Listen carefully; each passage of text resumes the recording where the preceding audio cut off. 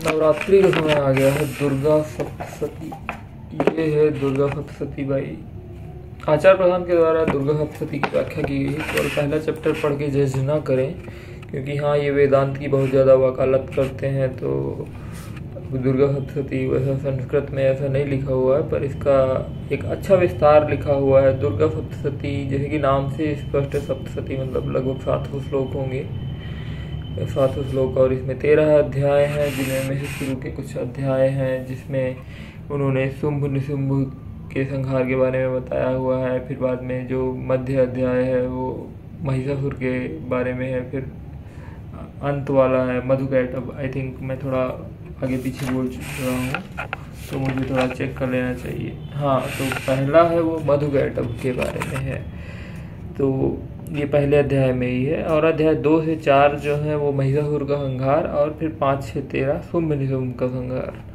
तो इस तरह से है। और इसमें देवी के 3 रूप हैं, जो पहले है तमोगुणी महाकाली, और दूसरा चरित्र है रजोगुणी महालक्ष्मी का, और तीसरा है सतोगुणी Mahasaraswati.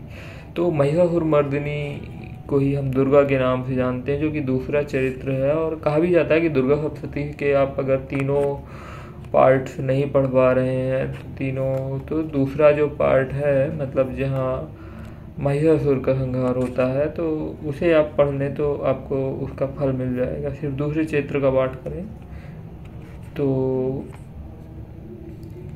It will be fruitful. तो इसमें महालक्ष्मी का रूप है जो महिषासुर वध करती हैं और दुर्गा कहलाती हैं।